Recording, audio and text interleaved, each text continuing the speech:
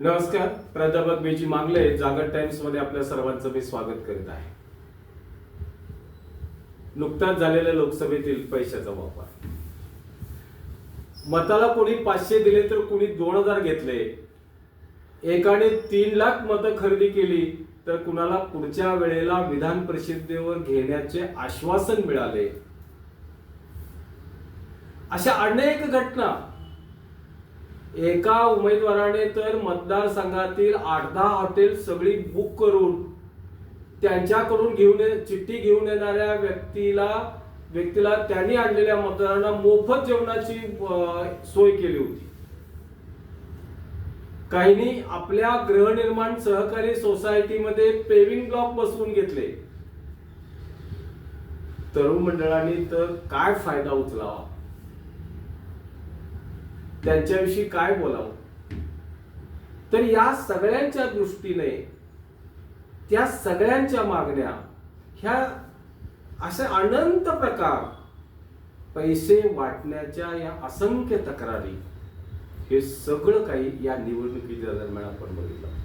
तक्रारी अनेक झाल्या, आपण अनेक ऐकल्या, पण या निवडणुकीच्या दरम्यान 4 चाकी वाहनातून रोख पैसे जप्त केलेल्याच्याही बातम्या आपण वाचल्या.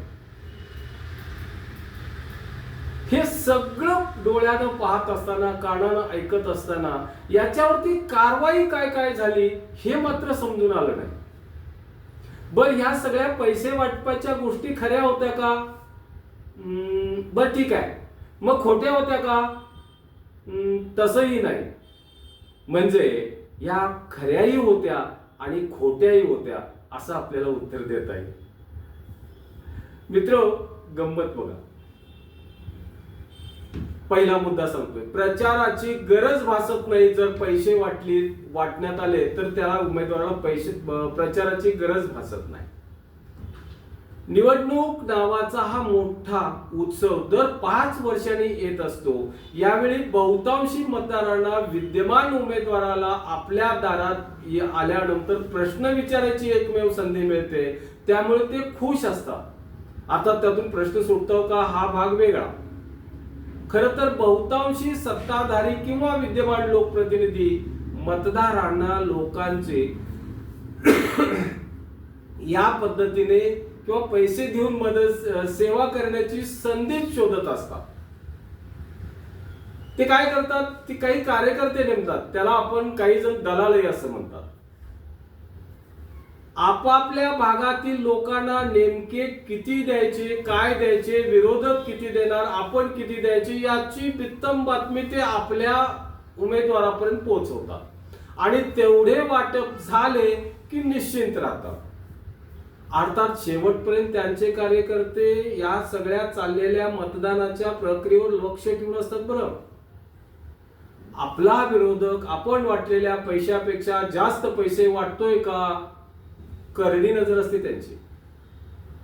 जर असं होत असेल तर दुसऱ्या टप्प्यातही आपल्याला पैसे वाटले पाहिजेत, ही नेमकी माहिती आपल्या उमेदवारापर्यंत वेळीच पोहोचवतात. आपल्या उमेदवाराच्या कानावर ही एकदा घटना घातली की मग आपल्याला पुन्हा पैसे वाटावे लागतील का याचा ते अंदाज देतात. आणि इकडे एकदा मतदारांच्या हातावर त्यांच्या मागणीप्रमाणे पैसे ठेवले की उमेदवार अत्यंत निष्काळजी, प्रचाराची त्याला गरज आहे असं अजिबात वाटत नाही.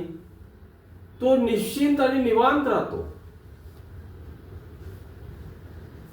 उमेदवार कोणत्या भागातून किती मागणी येते आणि काय मागतात याच्या उत्सुकतेतच असतात. बरं का, त्यांच्या दृष्टीने काहीही अपेक्षा न ठेवणारा जो भाग आहे किंवा मतदार आहेत ते मूर्ख असतात असं म्हणा. मतासाठी काहीतरी घेतले किंवा पैसे घेतले म्हणून त्यालाच मतदान करतील याची गॅरंटी काय, असा तुम्ही मला प्रश्न विचाराल. खरं आहे, पण फार मोठा एक गमतीचा प्रश्न असा आहे. एक गोष्ट महत्वाची लक्षात घ्या की बहुतांशी लोक पापभीरू असतात. हे पैसे ज्याच्याकडून घेतले त्याला मतदान देतातच. अर्थात एकापेक्षा जास्त उमेदवाराकडून पैसे घेणारी काही मंडळी बहुतांश वेळेला सर्वाधिक दराने पैसे देणाऱ्या व्यक्तीला मतदान करतात आणि तशा पद्धतीचे आपल्याला परिस्थिती आढळते. बहुतांश वेळेला ज्याच्याकडून पैसे घेतले जातात त्यांना मतदान न देणाऱ्यांची संख्या अलीकडे वाढलेली आहे. होय, असं बहुतेक वेळा मतदान करतात किंवा एका व्यक्तीकडून पैसे घेऊन मतदान दुसऱ्या व्यक्तीला करण्याचे प्रकार अलीकडे वाढलेले आहेत. नव्हे, नुकत्याच झालेल्या 2024च्या आताच्या ज्या लोकसभा निवडणुका आहेत या लोकसभा निवडणुकीमध्ये हा प्रकार आपल्याला सर्रास बघायला मिळाला. मतासाठी पैसे किंवा अन्य मार्गाने लाभ पोहोचवून ही माणसे आपल्याला बधीर करत असतात. हो, आपल्या भ्रष्टाचारावर, गैरव्यवहारावर पांघरून घालायचा हा उघड उघड प्रकार असतो. प्रामाणिकपणाने काम करणारा कोणताही माणूस असे पैसे वाटप करू शकेल का? तुम्ही मला सांगा बघू, करू शकेल का असा माणूस? नाही. आणि दुसरं म्हणजे असे भ्रष्ट लोकप्रतिनिधी जे आहेत ते जनतेची सेवा करण्यासाठी निवडून आलेले असत नाही, तर ते पुन्हा पैसे मिळवून स्वतःच्या सेवेसाठी निवडून आलेले असतात. हे आता मतदारांना समजलेलं आहे. अनेक समस्या असतात. शेतकऱ्यांचे प्रश्न, महिलांचे प्रश्न, बेरोजगारांचे प्रश्न, विकासाचे प्रश्न, असे असंख्य प्रश्न समाजासमोर राक्षसासारखे उभे असतात. त्यावेळेला जनतेला लक्षात येते की आपण आपल्या प्रश्नासाठी सुद्धा आपल्याला मतदान करायला हवं, अदरवाईज आपलं काही खरं नाही.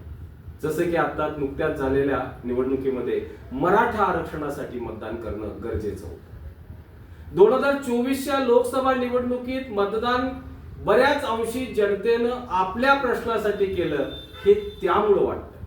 ही समाधानाची बाब आहे. प्रामाणिक देशासाठी झटणाऱ्या, समाजासाठी काम करणाऱ्या लोकांना किंवा लोकप्रतिनिधी पदाची संधी मिळाली पाहिजे असं सर्वजण म्हणतात. ते याचसाठी हे लक्षात घ्या. अशी माणसं जर निवडून आली तरच समाजसेवा होईल आणि तरच ही लोकशाही चांगल्या प्रगतीपथावर जाईल असं आपल्याला वाटतं. आज अनेक कारणासाठी जनतेने मतदान केलेले आहे. म्हणजे आपल्या कारणासाठी मतदान केलंय. ती कारण काय आहेत माहित आहे? छुप्या मार्गाने घटना बदल करण्याचा घाट या लोकांनी घातलाय म्हणून मतदान केलं त्यांच्या विरोधात. कांदा निर्यात बंदी करून शेतकऱ्यांना अडचणीत आणलं म्हणून मतदान केलं. शेतकरी आंदोलनाच्या वेळी शेकडो शेतकरी मृत्युमुखी पडले, पण तिकडं सत्ताधारी भाजपनं लक्ष सुद्धा घातलं नाही. शेतकरी आंदोलन वर्ष चाललं तरी तिकडं दुर्लक्ष केलं. अशा या बीजेपीला माणसांनी वगळून मतदान केलं. सोयाबीन, कापूस यासारख्या पिकांना आजही 10 वर्षापूर्वीचा विक्री दर मिळतोय. किती हालत वाईट असेल शेतकऱ्यांची, म्हणून शेतकऱ्यांनी उलट मतदान केलं. महागाई टोकाची वाढते, बेरोजगारीने कळस गाठलाय, महिलांवरील अत्याचार वाढले, शिक्षणाचा खर्च वाढलाय, आरोग्याचा खर्च वाढलाय. हे सगळेच्या सगळे प्रश्न, असे अनंत प्रश्न या समाजातील जनतेचे किंबहुना मतदाराचे, आणि या कारणाकरिता जनतेने यावेळेला मतदान केले आहे. अर्थात सगळ्याच जनतेने केले असं नाही. त्यामुळे प्रचंड मताधिक्याने आम्ही पुन्हा सत्तेवर येऊ आणि राज्य करू म्हणणाऱ्यांना, अशा पद्धतीने स्वप्न बघणाऱ्यांना मतदाराने जमिनीवर आणले. घाऊक प्रमाणात पैसे वाटणाऱ्यांना अनेकांना जनतेनेच प्रश्न विचारले. पैसे वाटणे किंवा वस्तू देणे किंवा अन्य मार्गाने लाभ पोहोचवणे, हा सगळा पैसा मित्रो काळा पैसा आहे. आणि हा पैसा भ्रष्ट मार्गाने, म्हणजे हा पैसा वाटणारा पैसा जो भ्रष्ट मार्गाने या यंत्रणेला मिळालेला आहे. भ्रष्टाचार, गैरव्यवहार म्हणजेच काळा पैसा, आता हे जनतेच्या लक्षात आले. हा सगळा पैसा सर्वसामान्य माणसाच्या लुटीतून आणि त्याच्या खिशातूनच गेलेला आहे हे सगळ्यांना समजलंय. हा सगळा पैसा आमचाच आहे. विकास कामांच्या नावावर भ्रष्टाचार होतोय, नोकर भरती, गैरव्यवहार, आमदार खासदार फंड, अशा अनेक मार्गाने विकास कामांच्या नावानं जी रक्कम काढली जाते, जमिनीचे असंख्य व्यवहार असतील, वेगवेगळ्या परवानग्या असतील, काय कोणते खनिकर्म असेल, रस्ते असतील, बांधकाम असेल, विकास कामांची कोणत्याही प्रकारची असंख्य कामं असतील, या कामातून पैसा घेतला जातो, तो काळा पैसा. मुख्य म्हणजे शासन नावाची यंत्रणा, या यंत्रणेसोबत राहून काळ्या पैशाची निर्मिती करणारे लोकप्रतिनिधी हे या व्यवस्थेला कुरतडणारे टोळ आहेत असं वाटतं. आणि अशा प्रकारे काळ्या पैशाचे वाटप बघितले की मग जनतेमध्ये रोष निर्माण झाला की हे सत्ताधारी प्रचंड भ्रष्टाचारी किंवा गैरव्यवहारी आहे आणि इथं भ्रष्टाचार होतो याच्यावर शिक्कामोर्तब होत आहे. तक्रार केलेल्यावर चौकशी होत नाही आणि त्यांना शिक्षा होत नाही. पण अशा पद्धतीनं पैसे वाटण्यानंतर बाकी समजू शकतं की इथं भ्रष्टाचार झाला. न खाऊंगा न खाणे दूंगा असं म्हणता नाही. प्रत्यक्षात वास्तवता काय आहे हे त्यांना समजलं. एकदा संजय राऊत साहेब खासदार यांनी तक्रार केली की हेलिकॉप्टर मधून पैसे वाटायला येत आहे. तक्रार झाली. आमदार रोहित पवारांनी तक्रार केली की अनेक ठिकाणी पैसे वाटप उघड पैसे वाटप होत आहे. पण या सगळ्या तक्रारी, सामान्य माणसांची तर गोष्ट लांबच, या सगळ्या तक्रारीवर कोणतीही कारवाई काही झाली असं काही आपल्याला दिसून आलं. त्यामुळे आता सध्या माणसं तक्रार करायचं पण सोडून टाकतात. काही जण म्हणतात की कोण निवडून आलं म्हणून आमच्या आयुष्यात काय फरक पडलाय, सगळेजण सारखेच, हा नकारार्थी सूर आहे मित्र. आणि हा सध्या सार्वजनिकरित्या दिसू लागला. मित्रो, हे गंभीर आहे. या ठिकाणी आपल्याला एक सांगणं आहे, लोकशाही हा अमूल्य ठेवा आहे. हा काय कोणी आपल्याला भेट म्हणून दिलेला नाही. त्यासाठी हजारो स्वातंत्र्यवीर, स्वातंत्र्य सैनिक शहीद झालेले आहेत. त्यांचं रक्त सांडलंय, त्यांनी लाट्या काठ्या मार खाल्लाय. लाखो कोट्यावधी माणसांनी, स्वातंत्र्य सैनिकांनी आपल्या आयुष्याचे ध्येय केवळ लोकशाही भारताला मिळवून देणं हेच ठेवलं होतं. अशा पद्धतीने संपूर्ण आयुष्य व्यतीत करणाऱ्या या लोकांचा अपमान नाही का? इतिहास विसरू नका. लोकशाहीसाठी केवळ अर्ज विनंत्या करून आणि ती मंजूर झाल्याने आपल्याला मिळालं असं नाही हो. तसं स्वप्नातही घडत नाही. याचं भान ठेवा. हा ठेवा अमूल्य आहे. निरोगी लोकशाही आपल्या आयुष्यात सर्वार्थाने बलवान, आपल्याला सगळ्यांना बलवान करते हे विसरू नका. आपल्या मताच्या माध्यमातून संपूर्ण देशाची व्यवस्था बदलण्याची ताकद या एक मतात आहे. हे लोकशाहीचं गमक आहे. म्हणून त्या मताची किंमतही कदापि करू नका असं मला वाटतं. धन्यवाद मित्रांनो. आज हा वेगळा विषय आपल्याला कसा वाटला हे आवर्जून सांगा आणि माझा हा व्हिडिओ आपण लाईक, शेअर आणि सबस्क्राईब करा. नमस्कार.